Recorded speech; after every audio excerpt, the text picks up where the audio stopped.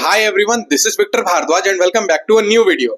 तो गाइज, आज की इस वीडियो में हम लोग एक कॉलेज रिव्यू करेंगे जिसका नाम है आईईएम कोलकाता। जैसा कि आप लोग थंबनेल एंड टाइटल देख के समझ चुके होंगे कि आज हम लोग किस कॉलेज के बारे में हम लोग रिव्यू करेंगे। तो बेसिकली आज हम लोग एक बहुत टॉप मोस्ट कॉलेज को हम लोग रिव्यू करने जा रहे हैं जो आईईएम कोलकाता है। तो बिना देर किए हुए गाइज, आज की इस वीडियो में हम लोग क्या क्या डिस्कस करेंगे, पहले हम लोग उस चीज पे हम लोग गौर फरमाते हैं।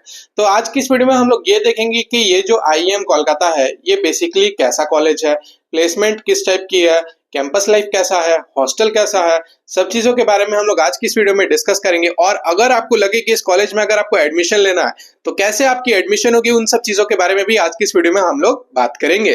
तो गाइज, बिना देर किए हम लोग आज की इस वीडियो को स्टार्ट करते हैं।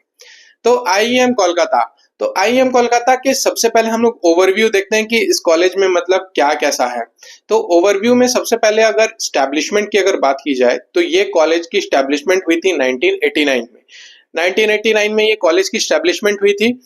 और ये कॉलेज लोकेशन की अगर बात की जाए तो ये वेस्ट बंगाल में है। ये कॉलेज वेस्ट बंगाल में इंस्टीट्यूट टाइप, ये एक प्राइवेट कॉलेज है। जैसा कि आप सब जानते हो ये एक प्राइवेट कॉलेज है।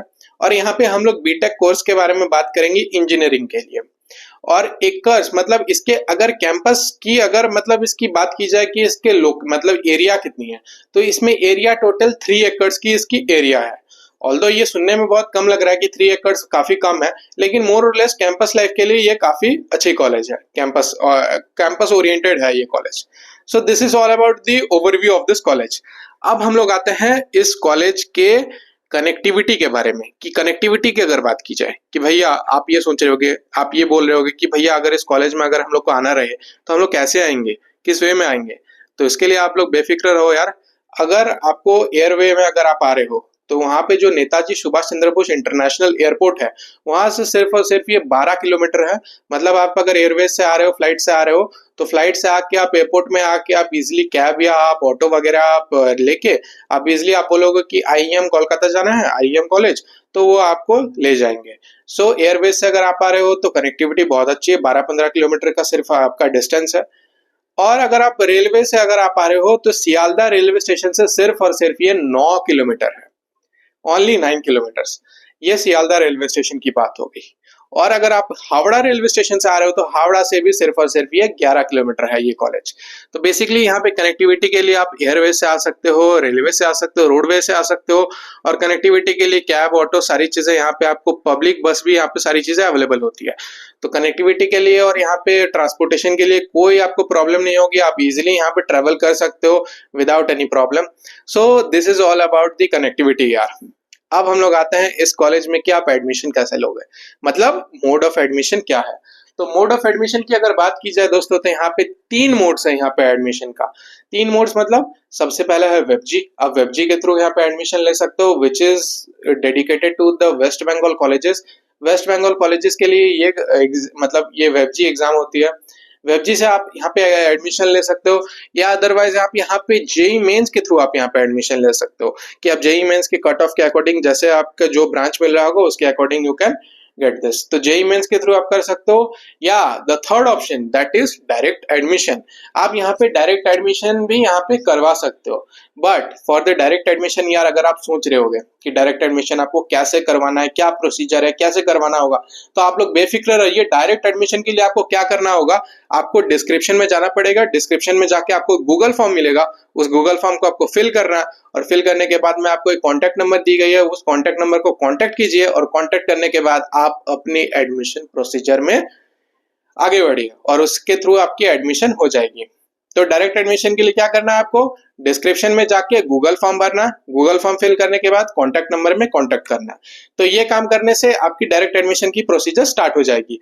तो अगर आप ये कॉलेज में एडमिशन लेने का सोच रहे हो तो बेफिक्र हो कि आप इस कॉलेज में एडमिशन लो यार। डिस्क्रिप्शन में आपको डायरेक्ट एडमिशन का प्रोसीजर मिल जाएगा।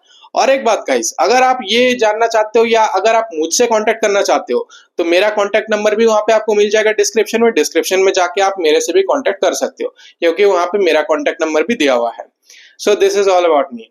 और गाइज, अगर आप मेरे को इंस्टाग्राम पे फॉलो नहीं किए हो तो इंस्टाग्राम पे भी आप फॉलो कर लेना, क्योंकि वहां पे मेरे लाइफ से रिलेटेड, चैनल से रिलेटेड, अपकमिंग वीडियो से रिलेटेड सारी अपडेट्स दी जाती है। तो मेरे इंस्टाग्राम को फॉलो करना आप लोग ना भूलना। सो ये पूरी बात होगी एडमिशन के बारे में। अब हम लोग आते हैं रैंकिंग के बारे में।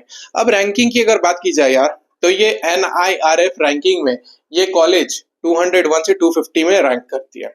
सो इसकी रैंकिंग बहुत अच्छी है। और फ्रैंकली स्पीकिंग गाइस, अगर इसको वेस्ट बंगाल के कॉलेजेस से अगर कंपेयर किया जाए तो this is the top most college in West Bengal. ये टॉप मोस्ट कॉलेज है। तो इसलिए यार अगर आप सोच रहे हो तो एडमिशन जरूर यहाँ पे ले लो आप लोग। ये बहुत बेस्ट डिसीजन होने वाला है आप लोग का। So this is all about it's ranking. अब हम लोग आते हैं इसके मतलब स्ट्रक्चर के बारे में कि लाइक इसमें जो इसकी फीस स्ट्रक्चर है, ये फीस स्ट्रक्चर क्या है। तो फीस स्ट्रक्चर की अगर बात की जाएगा तो यहाँ पे आपको वन टाइम पेमेंट मतलब वन टाइम आपको फीस लगती है, दैट इज 29,000। और 29,000 के बाद आपको एक इंस्टीट्यूशन फीस भरनी पड़ती है, दैट इज 99,000। मतलब मोर और लेस आप समझ सकते हो कि 29,000 और 99,000 आपको एड ऑन करके 130 के अप्रॉक्स आपको यहाँ पे वन टाइम आपको देना पड़ता है। So this is the fees structure of this college. अगर आप एडमिशन ले रहे हो तो ये आपको वन टाइम पेमेंट करना पड़ेगा। सो यहाँ पे मोर और लेस आपका ऊपर नीचे थोड़ा बहुत हो सकता है कि वन टाइम पेमेंट में क्या होता है कि कभी कभी थोड़ा ज्यादा होता है, थोड़ा कम होता है, तो उसके according you can go for it. वो आप अपने कॉलेज में जहाँ पे आप एडमिशन लोगे इस कॉलेज में, तो वहाँ पे आप पता कर लेना, आपको सारी इंफॉर्मेशन वहाँ पे दी जाएगी। So this is all about इस फीस स्ट्रक्चर यार। और फीस स्ट्रक्चर के अलावा अगर आपको सेमेस्टर फीस जानना है, किस ब्रांच में कितनी फीस लगती है, तो आप लोग डिस्क्रिप्शन में रेफर करना, वहाँ पे आपको PDF मिल जाएगी। वहाँ पे PDF के थ्रू आप वहाँ पे आप फीस का आप एस्टिमेशन लगा सकते हो कि किस ब्रांच में। अगर आप इस CSE में एडमिशन लेते हो तो CSE में क्या फीस स्ट्रक्चर है, EE में लेते हो तो क्या है, अगर AI में लेते हो क्या है, तो सिविल में लेते हो तो क्या है, मैकेनिकल में लेते हो तो क्या फीस स्ट्रक्चर है। तो सारी चीजों के बारे में डिस्क्रिप्शन रेफर करके आप वहां पे इजीली देख सकते हो। तो ये बात होगी फीस स्ट्रक्चर की। अब हम लोग आते हैं गाइस कि इसके रैंकिंग तो हम लोग देख लिए, फीस स्ट्रक्चर देख लिए, कट ऑफ कि इसकी कट ऑफ में मतलब कितने कट ऑफ में आपकी एडमिशन होगी यहाँ पे। तो कट ऑफ की अगर बात की जाए गाइस, तो यहाँ पे कट ऑफ में आपको बेसिकली डिस्क्रिप्शन रेफर करना पड़ेगा। डिस्क्रिप्शन में सारी डिटेल्स दी गई है कि आपके एडमिशन से रिलेटेड कि आपको कितने नंबर से आपको कौन सी ब्रांच मिलेगी। तो सारी चीजें आप लोग डिस्क्रिप्शन में रेफर करो, डिस्क्रिप्शन में सारी चीज आपको मिल जाएगी। सो ये बात होगी कट ऑफ के बारे में। अब हम लोग आते हैं गाइस इस वीडियो के मेन पार्ट में, दैट इज प्लेसमेंट। प्लेसमेंट की अगर बात की जाए, जो कि बहुत इंपॉर्टेंट चीज होती है कि यार हम इस कॉलेज में अगर 4 साल पढ़ रहे हैं, आप सोच रहे होंगे कि हम इस कॉलेज में अगर 4 साल पढ़ रहे हैं तो उस कॉलेज में पढ़ने के बाद में हमें प्लेसमेंट किस टाइप की मिलेगी। प्लेसमेंट मिलेगी तो कौन कौन सी कंपनियां आएगी, कौन कौन सी कंपनियां आएगी तो क्या टाइप की हमें एवरेज पैकेज अलॉटमेंट होगा। तो ये सब चीजें सोच रहे होगा। तो अब ये चीज घड़ी आ गई है वो चीज क्लियर करने का कि प्लेसमेंट के बारे में। तो प्लेसमेंट के बारे में अगर गाइस मैं आपको बताना चाहूंगा कि यहाँ पे जो हाईएस्ट प्लेसमेंट है वो है 20 LPA ऑन कैंपस। मतलब हाईएस्ट प्लेसमेंट यहाँ पे ऑन कैंपस में जो लास्ट ईयर हुआ था दैट इज 20 LPA का, और ऑफ कैंपस प्लेसमेंट हुआ था दैट इज 40 LPA का। तो 40 LPA is the highest package on off campus and on campus that is 20 LPA। So this is all about the package. और guys अगर आप average package का अगर सोच रहे हो तो एवरेज पैकेज भी यहाँ का बहुत डिसेंट है, दैट इज 6.5 LPA, जो कि CSE ब्रांच में है। CSE ब्रांच में आप 6.5 LPA की यहाँ पे एवरेज पैकेज दी गई थी last year. So guys this is all about the placement of this college. Placement भी यहाँ पे काफी सही है, इसलिए आपको बेफिक्र रह के आप इजीली यहाँ पे एडमिशन ले सकते हो।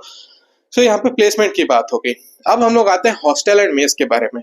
तो हॉस्टल और मेस की अगर बात की जाए यहाँ पे, तो हॉस्टल और मेस काफी डिसेंट है। यहाँ पे क्या होता है यार, खाना पीना तो सब जगह ऑलमोस्ट नॉर्मल होता है, लेकिन एकोमोडेशन में जब बात आती है तो यहाँ पे बहुत सारी चीजें हमें कंसिडर करनी पड़ती है। तो यहाँ पे अगर मैं जनरली अगर बात करूँ तो इस कॉलेज में मैंने खुद विजिट करा, यहाँ के हॉस्टल्स काफी अच्छे हैं, मेस काफी अच्छा है, सारी चीजें काफी अच्छी है। अब अगर इसकी फीस की अगर बात की जाए यहाँ पे कैसे पैसे लगते हैं, तो यहाँ पे एक वन टाइम पेमेंट लगता है हॉस्टल मेस के लिए, दैट इज 10,000 रुपीज, और वो रिफंडेबल होता है, वो एक कॉजन मनी ली जाती है सबसे। और इसमें एक पर एनम आपको जो हॉस्टल मेस का लगता है वो बॉयज का डिफरेंट होता है, गर्ल्स का डिफरेंट होता है। बॉयज का यहाँ पे है दैट इज 78,000 और गर्ल्स का है दैट इज 90,000। तो आपको यहाँ पे पर एनम जो बॉयज का है वो यहाँ पे लग जाएगा आपको यहाँ पे दैट इज 88,000 और गर्ल्स का लगेगा 1 लाख रुपीज। तो यहाँ पे बॉयज और गर्ल्स का डिफरेंट डिफरेंट है। So this is all about the यहाँ पे चार्जेस फॉर हॉस्टल और मेस। तो हॉस्टल और मेस का मोर और लेस आप समझ सकते हो कि ये फीस स्ट्रक्चर होने वाली है। अब गाइस ये चीजें तो बात हो गई। अब फैकल्टी की अगर बात की जाए कि यहाँ पे फैकल्टी कैसी है, तो फैकल्टी की अगर बात करें हम लोग, तो फैकल्टी यहाँ पे बहुत डिसेंट फैकल्टी मिलेगी आपको। यहाँ पे फैकल्टी की अगर बात करें तो देखो यार, सब कॉलेज में क्या होता है कि कुछ ऊपर नीचे थोड़ी बहुत चीजें होती है, बट यहाँ की फैकल्टी काफी अच्छी है, मोर और लेस। तो this is all about the faculty guys. अब हम लोग एक क्वेश्चन पे आते हैं यार, जो आप लोगों के माइंड में अभी आ रहा हुआ ये क्वेश्चन कि why you should join IEM Kolkata, कि आपको आईईएम कोलकाता क्यों ज्वाइन करना है। तो आईईएम कोलकाता ज्वाइन करने के पीछे सबसे बड़ा रीजन ये है गाइस कि ये वेस्ट बंगाल का टॉप कॉलेज है, और टॉप कॉलेज में आपको यहाँ पे बहुत अच्छी अच्छी कंपनियां आएगी, लाइक जैसे कि माइक्रोसॉफ्ट, डेलॉयट, जेनपैक और भी बहुत अच्छी अच्छी कंपनियां आती है जो अच्छी प्लेसमेंट के साथ अच्छे पैकेजेस प्रोवाइड करती है यहाँ पे। सो टॉप कॉलेज है वेस्ट बंगाल का, प्लेसमेंट अच्छी है, फीस काफी लो है, कैंपस लाइफ काफी अच्छी होने वाली है। सो ये सारे बेनिफिट्स होने के कारण यार आप इस कॉलेज में समझ सकते हो कि क्यों आपको आईईएम कोलकाता ज्वाइन करना है। सो ये इसके टोटल एडवांटेजेस हो गए। तो मोर और लेस यार आप समझ सकते हो कि ये बेस्ट कॉलेज होने वाला है, बेस्ट कॉलेज है वेस्ट बंगाल का। तो इसलिए अगर आप सोच रहे हो इस कॉलेज में एडमिशन लेने का, तो आप लोग एडमिशन जरूर से ले लो। और अगर डायरेक्ट एडमिशन अगर आपको लेना है तो डिस्क्रिप्शन में लिंक मिल जाएगी, आप वहां पे जाके आप इजीली गूगल फॉर्म को फिल करके कॉन्टेक्ट नंबर को कॉन्टेक्ट करके एडमिशन ले सकते हो। So this is all about the admission procedure और क्यों आपको आईएम कोलकाता ज्वाइन करना है। तो ये बात हो गई। तो गाइज मैं होप करता हूं कि आपको सारी चीजें अच्छी तरीके से समझ में आ गई होगी और ये पूरी बात होगी। तो गाइज आज की इस वीडियो को हम लोग यहीं पे एंड करते हैं। और अगर गाइज आपको ऐसी ही वीडियोस चाहिए कॉलेज रिव्यू से रिलेटेड, प्लेसमेंट से रिलेटेड, कंपनी से रिलेटेड, रियल लाइफ से रिलेटेड, नॉन एकेडमिक से रिलेटेड, तो आप लोग नीचे कमेंट करो यार, मैं ट्राई करूंगा उन सब टॉपिक्स पे वीडियोस लाने का। और ये बात होगी गाइज। और अगर आज की वीडियो गाइज अगर आपको पसंद आई हो तो वीडियो को जरूर से आप लोग लाइक कर देना। चैनल पर अगर आप लोग नए हो तो चैनल को जरूर से सब्सक्राइब कर लेना और साथ में बेल आइकन को प्रेस करना ना भूलना गाइज, क्योंकि उससे आप लोग को वीडियो की नोटिफिकेशंस मिलती रहती है। So keep learning, keep supporting and thank you for watching our video.